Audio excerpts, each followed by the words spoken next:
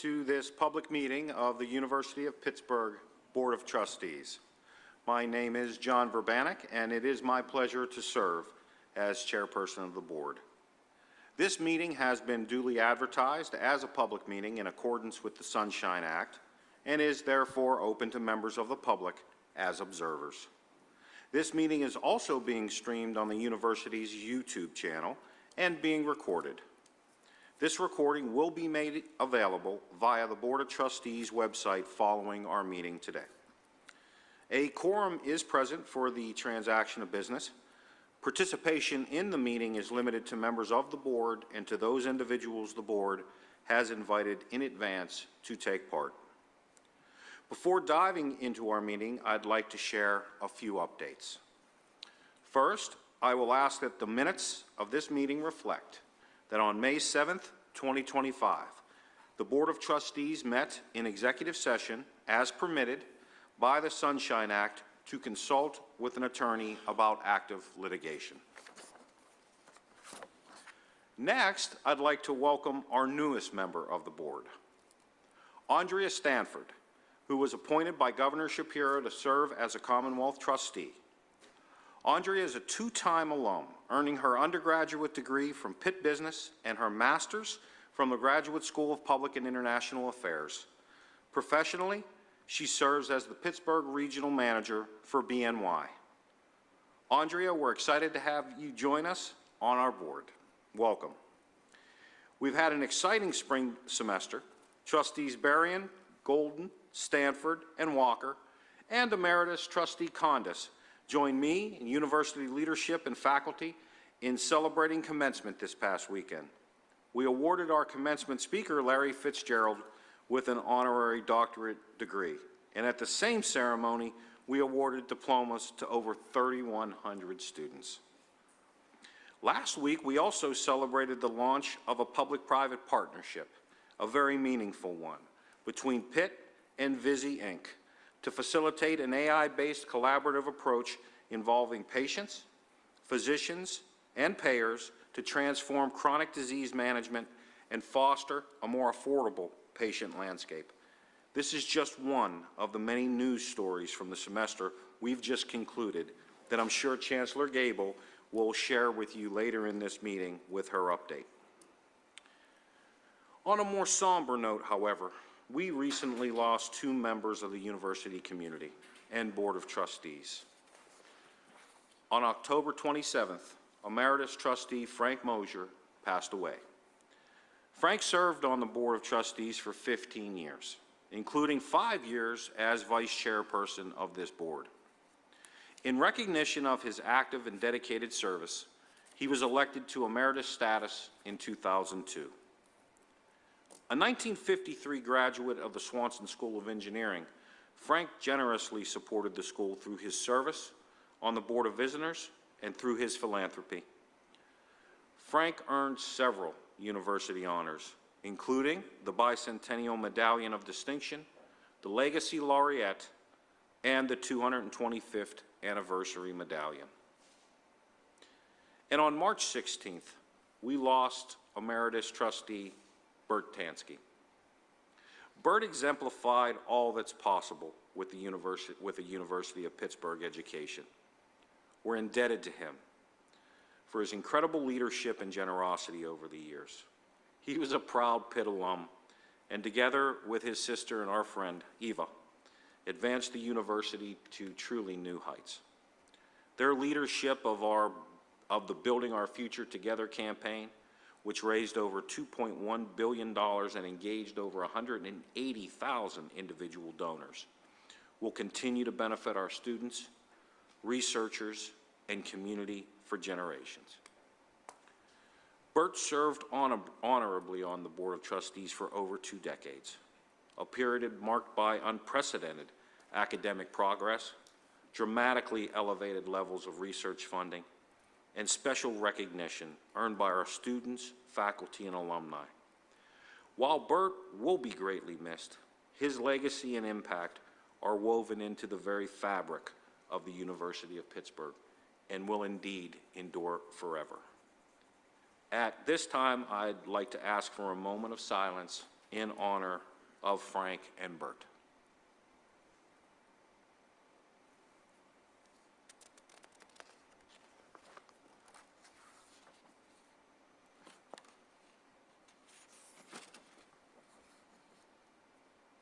Thank you. At this time, the minutes of the February 6th, 2025 public meeting of the Board of Trustees were circulated in advance of today's meeting and were included in our meeting materials. May I have a motion to approve the minutes? A second? Any comments or corrections to the minutes? Hearing and seeing none, all those in favor, please say aye. Aye. Opposed? Abstentions? Thank you. The minutes are approved. At this time, I'd like to ask Chancellor Gable to share her report with us. Chancellor? Thank you, Mr. Chair and members of the board. Before I begin, I'd like to add my personal condolences to the families and friends of Bert Tansky and Frank Mosier, and also recognize the loss of Pitt undergraduate student Sadiqsha Kananki, who suffered tragedy on her spring vacation trip a few months ago. Our deepest condolences on behalf of the entire administration and university community to all of those affected by the loss of these treasured members. So, members of the board, it is a pleasure to be with you today and to update you on the activities of the university, as well as some progress points on the plan for Pitt since we met back in February. I want to start by offering special thanks to everyone who puts together this meeting, everyone who keeps us safe at these meetings. There's a lot of unseen and unsung heroes for all of us to be able to be together today, and I want to make sure we give them some appreciation as well. But I'll begin my report with a few big picture items and then sort of go into detail on some specific news and activities across campus since our last meeting. So I'll begin by calling to your attention that last week the administration held a town hall webinar for the Pitt community to bring them up to date on what's been happening in terms of our engagement beyond campus in light of recent changes to different things that affect us and have caused concern or questions or uncertainty in different ways across our community. I want to thank everybody who joined the webinar, who posed questions for the administration to answer. We're in the process of making sure that we have as much information out there and communication as possible as part of our ongoing commitment to that transparency, and we'll keep that going. We covered a host of issues and steps taken and the thinking behind these steps, which of course is to maintain our commitment to our core mission, to maintain our financial stability, and to be able to be agile in light of shifting federal funding and other changes in the federal landscape. I'll also share with all of you and with everyone listening that I and several members of the senior team have been engaging relentlessly with our elected officials, with agency heads and different decision makers to advocate for Pitt, to talk about what Pitt does, how we do it, who does it, and our why, so that we can highlight the impact of what we're able to do on behalf of our students, faculty, and staff, community, and society as a whole when we are our best selves, and how recent disruptions can cause real harm, both to our institution, our faculty, staff, and students, and to higher ed in general, and also how when we work together, we make our community stronger and better in every way. As part of that advocacy and storytelling, we're partnering actively with our national associations to amplify our advocacy. We're well represented amongst the leadership of the American Council on Education, the Association of American Universities, and the Association of Public and Land-Grant Universities. I personally serve on all three of these boards, and several members of the leadership team have senior leadership positions in committees and on the boards as well. We've been supporting the framing of the national story on higher education and also supported these organizations' legal efforts, including serving as a named declarant. And then I recently endorsed the AAU's board statement in support of the value of higher education. In addition, through Rob Rutenbar's representation, Pitt is now part of a national group called the Joint Associations Group on Indirect Costs that is developing a new proposal for indirect cost funding, which we will collaboratively advocate for once it's prepared. This group is composed of individuals from the national organizations that I mentioned, along with the Association of American Medical Colleges, or AAMC. The model will be shared with the federal government as a potential mechanism to fund important infrastructure costs, and we will keep you posted on this group's progress. The advocacy that we're undertaking with our national associations has led to action, and we've supported that action and are fully committed to presenting a unified front and amplified front in defending academic freedom and institutional autonomy, and also with keeping the university community up to date with the timeliest information possible. But I want to say that all of this work comes back to a renewed focus on our mission. And we talk about the mission in terms of research, teaching, and service, but really the reality that at an institution like ours, the people are the mission and our greatest asset, and these people are really focused on doing good work with value, and we want to make sure that that story is heard and told loud and clear. A lot of this advocacy aligns with things we already had planned and focused for the future under the Plan for Pitt 2028. I have updates for you there as well as that work continues. Multiple initiatives are on schedule for the coming year, including the recent launch of our Pitt Workforce Survey and the update to our Campus Master Plan, which we've reported to you and is ongoing. We'll share with you a full progress report through the Plan for Pitt 2028's annual report, which will take place at the September board meeting. In terms of government relations, I want to give you an update that the Performance-Based Funding Council, which was established as part of a legislative bill last summer, unanimously approved its recommended formula report earlier this week. The council has been charged with developing a process to distribute funding to 3 of Pennsylvania's state-related universities, Pitt, Temple, and Penn State, using a metric-driven, performance-rewarding funding formula. We're very grateful for the council's work and the thoughtful collaboration that's gone into developing this inaugural formula. The effort reflects a shared commitment to building a strong future for our students and Pennsylvania's workforce and economy, and we look forward to continued partnership with the Commonwealth's leaders as the full General Assembly will now consider their recommendation. I want to express my appreciation to our elected officials and also to Executive Senior Vice Chancellor Dwayne Pinkney for serving as the Pitt Council representative, and we will again keep you posted as there are developments in this space. Some leadership news. Members of the board, last month, with the departure of Senior Vice Chancellor for Philanthropic and Alumni Engagement, Chris Davitt, we're very pleased to say that Tom Crawford has agreed to serve as interim lead of PAE at this important time. I know many of you know Tom well. He has been with the university for some time with great success, including securing some of Pitt's most transformational gifts for its highest priorities, like the $100 million gift from the R.K. Mellon Foundation in support of Bioforge at Hazelwood Green, which was Pitt's second largest gift ever.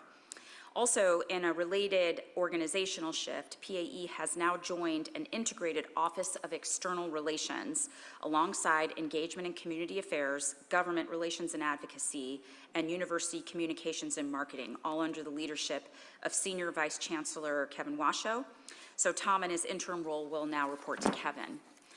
By integrating these predominantly outward-facing functions, we align our engagement and maximize our public impact to connect with audiences, but also elevate our partnerships across campus with alumni, with industry, and with the public sector. And as we prepare for the launch of the public phase of our comprehensive campaign, which is a key initiative under the Plan for Pitt, this approach will certainly serve the university well. So big thanks to Kevin and Tom and everyone on their respective teams for agreeing to take on these respective responsibilities. We are already working closely together, and it's been a very smooth transition. And lastly, some shout outs. Shout out to Dr. Anantha Shekhar, Senior Vice Chancellor for Health Sciences, and John and Gertrude Peterson, Dean, for the transformational GainMed Health and AI announcement, which brings to our community a revolutionary platform that will create new ways to manage disease and improve healthcare delivery. A shout out to our Pitt community in its entirety for being named a new Ivy by Forbes. A shout out to our research, innovation, and economic engagement community for ranking number 20 in the top 100 U.S. universities granting utility patents, recently published by the National Academy of Inventors. A shout out to Mark Harding and his team in the Office of Admissions and Financial Aid for another Pitt record. More than 64,000 undergraduate applications to the Pittsburgh campus for our fall 2025 class have been received. We anticipate this class will be at a record across the board, and we can't wait to welcome them to our community. A shout out to alum Elwyn Cotman, a novelist who earned his BA at Pitt and won a prestigious 2025 Whiting Award for fiction. A shout out to Pitt engineering professor Fang Pen, elected to the National Academy of Engineering, and a shout out to Chancellor Emeritus Mark Nordenberg, who was recently elected to the American Academy of Arts and Sciences. A shout out to Natasha Miskov-Zivanoff in electrical and computer engineering, who received a prestigious career award from the National Science Foundation. A shout out to faculty member Fernando Toros Aponte, Pitt Assistant Professor of Sociology, who won a Distinguished Early Career Award for the American Sociological Association. Shout out to Evan Schneider. She is an Assistant Professor of Physics and Astronomy in the Kenneth P. Dietrich School of Arts and Sciences, and she earned a 2025 Sloan Research Fellowship from the Alfred P. Sloan Foundation. And a shout out to a long list of Pitt students, starting with our graduate and professional students, who increased the number of awards they've earned 19% over last year, including 6 graduate research fellowships from the National Science Foundation. John Danvers, Kate McManus, and Michael Sipper have each won 2025 Bourne Awards for international study. Pitt Junior Satya Bhargava has been named a 2025 Goldwater Scholar, and Junior Sam Podnar was awarded a 2025 Harry S. Truman Scholarship, only the 14th Truman Scholar in Pitt history. Claire Hopkins, a student pursuing a master's degree from our School of Public and International Affairs, has been awarded a 2025 Critical Language Scholarship. And senior undergraduate in the Honors College, Connor Diaz, received the Newman Civic Fellowship Mini Grant to further his mobile app, CivWiz, say that 10 times fast, which increases civic engagement amongst college students. In athletics, a shout out to junior Luca Augustine, who earned the Elite NCAA Elite 90 Award at the Division I Wrestling Championships. A shout out to sophomore wrestler Max Stout, who earned All-American honors, the 85th in program history. And a shout out to our women's swimming and diving team, who set 7 school records at the NCAA championships and had its best NCAA finish in 29 years.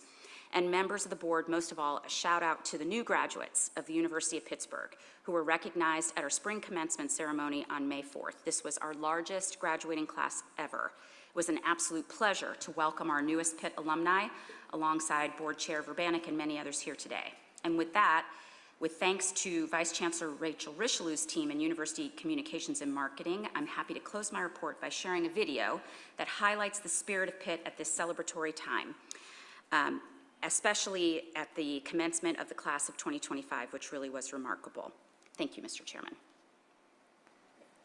I am proud of what has brought you to this special moment in your life. You probably heard good things about us. The reality of what's possible is even better. We're not just graduating students, we're launching futures with a 98% placement rate to prove it. It's possible at Pitt. Pitt is not just the #1 public university in Pennsylvania. This year, we were named one of the new Ivies by Forbes. Our grads are out there, leading, creating, disrupting. They don't wait for doors to open, they build new ones. From first-gen trailblazers to future CEOs, Pitt grads are rewriting the rules. It is your time to change the world. Go build it with vision, with fire, with purpose. People talk about who we are, what we've done, but we say, just wait till you see what we do next. It's possible at Pitt. Thank you, Chancellor. Are there any questions of the Chancellor by the board? Seeing none, thank you. And Rachel, thank you for that video. Wonderful presentation in a very short period of time, all we do and we're about. At this time, I'd like to ask Jeff Marchek, Chairperson of the Property and Facilities Committee, to introduce our first action item today. Jeff? Thank you, Chairperson Verbanek. During a public meeting on May 6, 2025, the Property and Facilities Committee approved a resolution recommending the Board of Trustees approval for transaction for development of 3401 Boulevard of the Allies. This 1.83-acre property and key gateway site to Oakland has been owned by the university since 1963. It currently includes a vacant hotel, an active restaurant, a parking lot, and a rooftop commercial antenna. A prior ground lease for the property terminated in 2020, and the university seeks to enter into a transaction to facilitate the redevelopment of the property to include multifamily housing and a grocery store. The university has marketed the site via public request for qualifications and proposal process, and a proposal from Radnor Property Group was selected as the most favorable to the university and the Oakland neighborhood. The proposed Radnor development intends to provide 240 to 260 apartments and a 15,000 to 30,000 square foot grocery store. The proposed transaction is consistent with the university's desire to facilitate such development as expressed to the neighborhood while also providing commercial income for the university. The proposed transaction is expected to include a ground lease with initial term of 75 years and one 24-year renewal option, and requires no capital commitment from the university. The university executed a non-binding memorandum of understanding with Radnor Property Group on January 10th, 2025, and a due diligence period has commenced for site condition review and development of an agreement to lease, a ground lease agreement, and related documentation. The Property and Facilities Committee has reviewed and recommended this transaction for approval by the Board of Trustees. Thank you, Jeff. May I have a motion to approve the transaction for the development of 3401 Boulevard of the Allies? A second. Second. Are there any questions or comments? Seeing and hearing none, all those in favor, please say aye. Aye. Aye. Any opposed? Any abstentions? Thank you. The resolution is approved. Thank you, Mr. Chairman. At this time, I'll turn the conduct of our meeting over to Robbie Luxbacher, Chairperson of the Governance, Nominating, and Trusteeship Committee. Robbie? Thank you, Chairperson Verbanek. The Governance, Nominating, and Trusteeship Committee is charged with managing the board's governance processes, including the identification of candidates for election as chairperson of the board and vice chairperson of the board.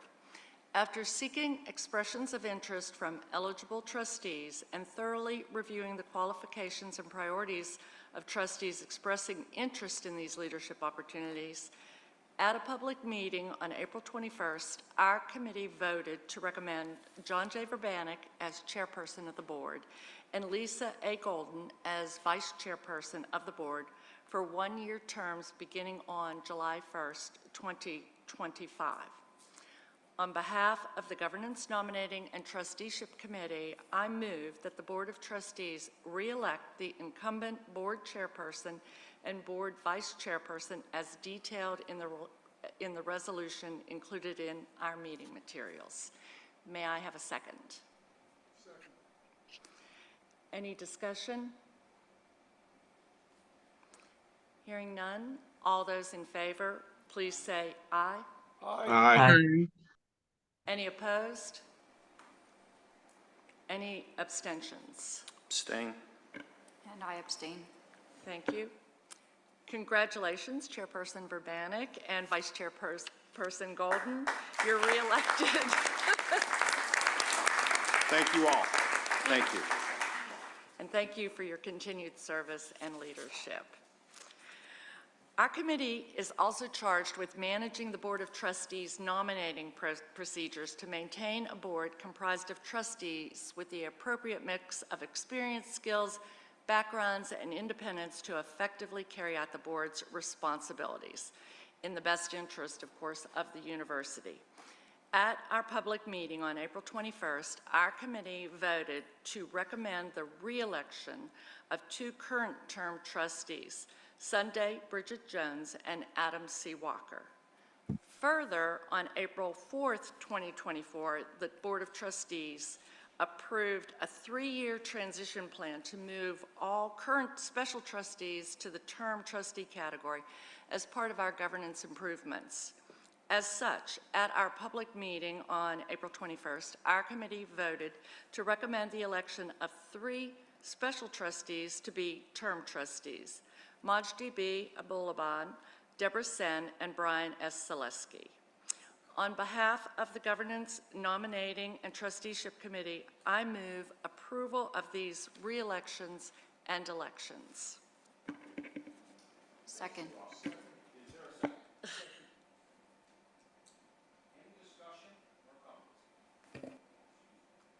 I'm sorry, I didn't have my mic on. We have a motion and a second. Are there any questions?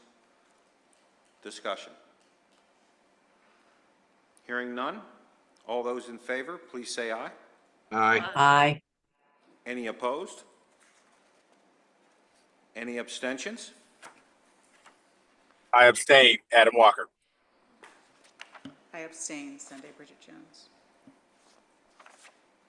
And I believe I heard an abstention from Majdi Abulaban as well. So congratulations to our 5 colleagues who will continue their service on the Board of Trustees. Thank you all. Thank you for all you do.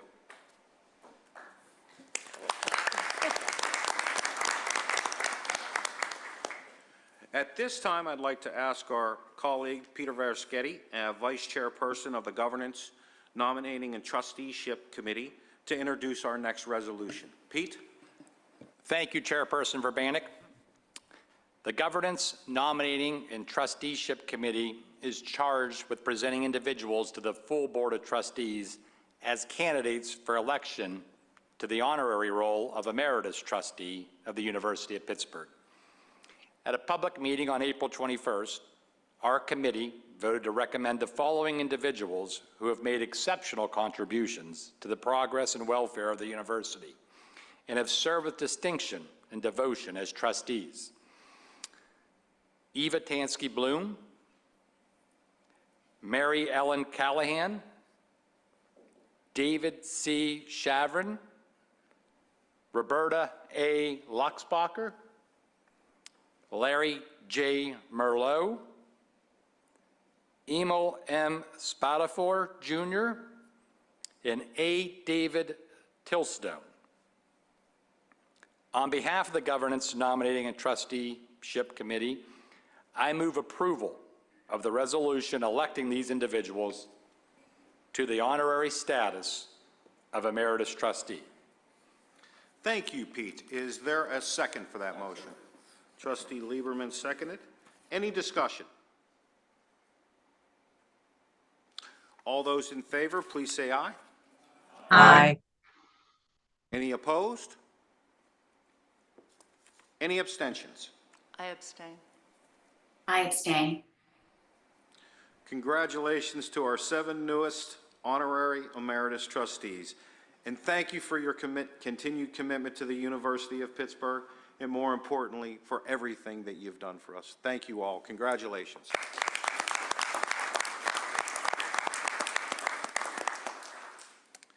Now I'd like to return to our chair, Robbie Luxbacher, to lead us through today's final action item. Robbie?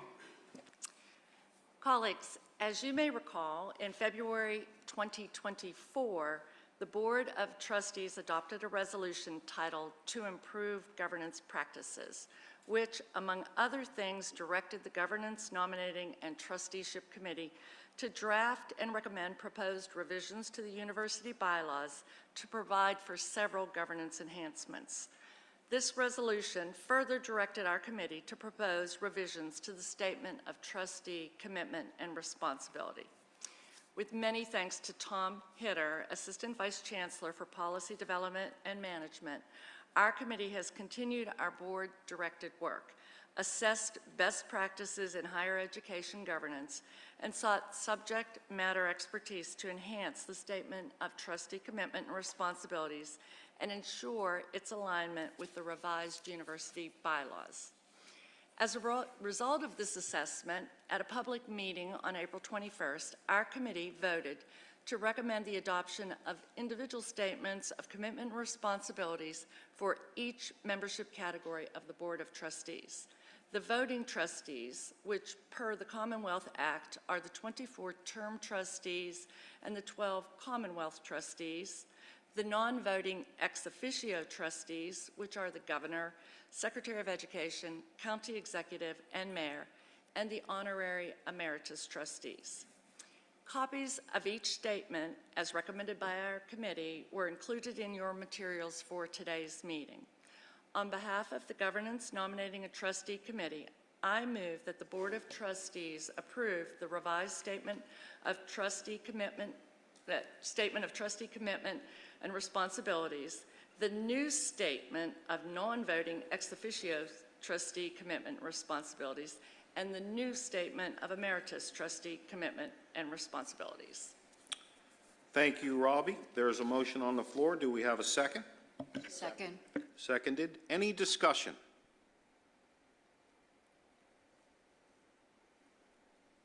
All those in favor, please say aye. Aye. Any opposed? Any abstentions? The resolution and associated statements are approved. With that, I will ask if there's any additional business to be brought before the board today. Mr. Teig. Yep, just a comment, especially with Robbie moving on to emeritus status. I just want to thank her for the great work the Governance and Nominating Committee has done through this whole process, culminating in today, what is kind of the tail end of just superb work by her committee and her predecessor. Jack, thank you for that statement and stating it so well. I know it reflects the strong feelings of everybody around this table, and we can't express our appreciation enough to you, Robbie, and to our other emeritus trustees today. The impact that this combined group of individuals have had on this university is indeed extraordinary. So thank you all. So is there any additional business? Hearing none, we stand adjourned. Thank you.